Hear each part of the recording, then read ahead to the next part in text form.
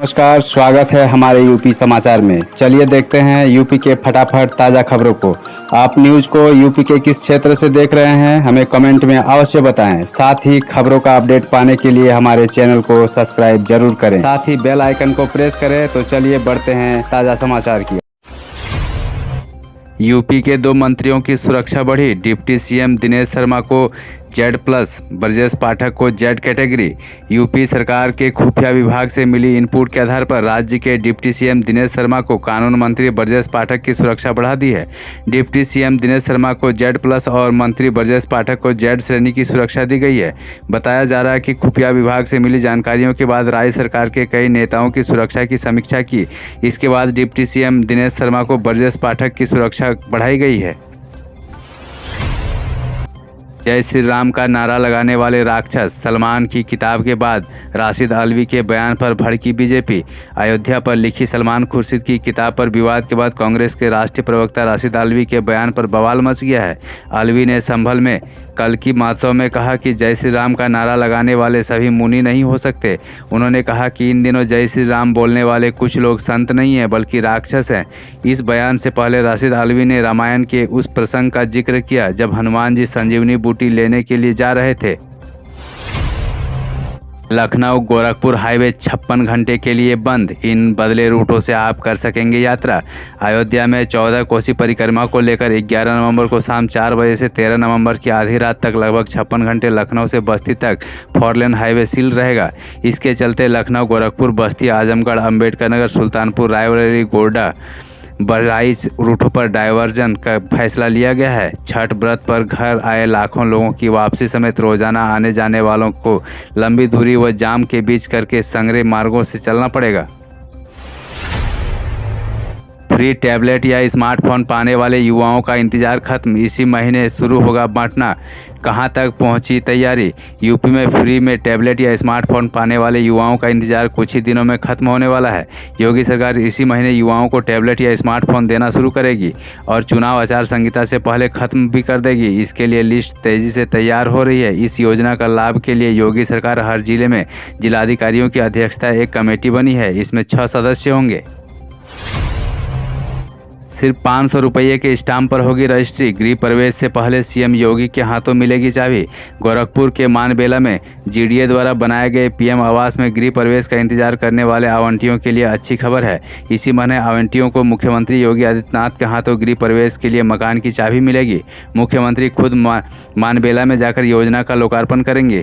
GDA के अफसर अभियंताओं ने गुरुवार को परियोजनाओं का निरीक्षण कर लोकार्पण कार्यक्रम की रूपरेखा तय की। मानबेला में जीडीए के द्वारा 1488 आवासों का निर्माण किया गया है। इन आवासों का आवंटन करीब 2 साल पहले लॉटरी के माध्यम से किया गया था। कम समय में लखनऊ से वाराणसी पहुंचने वाले ट्रेन लापता, जानिए पूरा मामला। सबसे कम समय में लखनऊ से वाराणसी के बीच चलने वाले शटल ट्रेन लापता है।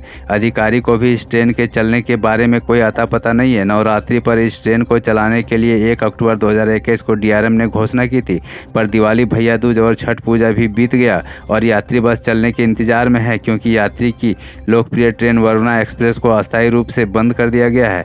ऐसे में लखनऊ से वाराणसी के बीच विकल्प के रूप में शटल ट्रेन चलाने का आदेश रेलवे बोर्ड ने जारी कर दिया है। रामनगरी उमड़ा आस्था का सैलाब। जय श्री राम के जयकारों के साथ शुरू हुई 14 कोसी परिक्रमा।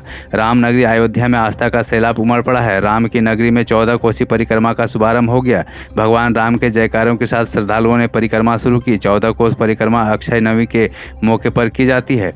पिछले 2 वर्ष से कोरोना के चलते परिक्रमा प्रभावित थी। मंदिर निर्माण शुरू होने के बाद श्रद्धालुओं में उत्साह देखने को मिल रहा है। परिक्रमा शुक्रवार को पूरे दिन और रात भर चलेगी। शनिवार को सुबह 8:33 पर समापन होगा। लखनऊ में जीका वायरस से फैली दहशत। शुरू हुई कॉन्टैक्ट ट्रेसिंग। स्वास्थ्य विभाग की सलाह से ऐसे करे बचाव। राजधानी लखनऊ में जीका वायरस को लेकर दहशत फैल गई है। स्वास्थ्य विभाग ने जीका प्रभावित इलाकों के लोगों से मच्छरदानी लगाकर ही सोने की अपील की है। सभी फूल आस्तीन के कपड़े पहनने की सलाह दी गई है।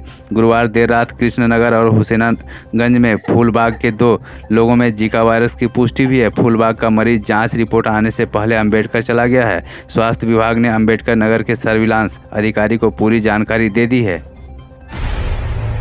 इंजीनियरों को अब 20 नवंबर के बाद मिलेगा प्रमोशन, नए सिरे से जारी होगी सूची। प्रोन्नति के लिए जरूरी प्रक्रिया पूरी नहीं किए जाने से पदोन्नति दिए जाने के बाद पदोन्नत डिमोट किए गए अभियंताओं को न्याय के लिए अब कुछ दिनों तक इंतजार करना पड़ेगा। पदोन्नति के लिए वरिष्ठता सूची पर आपत्तियां 20 नवंबर तक मांगी गई है। आपत्तियों के निस्तारण के बाद अंतिम वरिष्ठता सूची के आधार पर नए सिरे से पदोन्नति आदेश जारी किया जाएगा। गौरतलब है कि राज्य विद्युत उत्पादन विभाग के 124 सहायक अभियंताओं को बीते 2 नवंबर को अधिशासी अभियंता के पद पर पदोन्नति मिली थी। पदोन्नति के बाद प्रक्रियात्मक त्रुटि के कारण 10 नवंबर को इस सभी को पदावनत करते हुए पूर्व के पद पर सहायक अभियंता पर ही बने रहने के आदेश जारी कर दिए गए। डीजल के बाद सरसों तेल और रिफाइंड की भी कम हुई कीमत, जाने 10 दिन में कैसे पड़ा असर। महंगाई का पेट्रोल डीजल की कीमतों से रिश्ता हर कोई जानता है। जब कभी इनकी कीमतें बढ़ती या घटती है तो बाजार पर भी इसका सीधा असर नजर आने लगता है। केंद्र और राज्य सरकार द्वारा करों में कटौती कर पेट्रोल की कीमतों में फौरी राहत दी जाने के बाद खाद्य तेलों में भी कुछ नरमी दिख रही है। थोक कीमतें और कुछ कम हुई है, लेकिन इसका असर अभी फूटकर मार्केट में पूरी तरह नहीं दिख रहा है। थोक में 10 दिन में रिफाइंड की कीमतें प्रति लीटर 10 रुपये तक कम हुई है।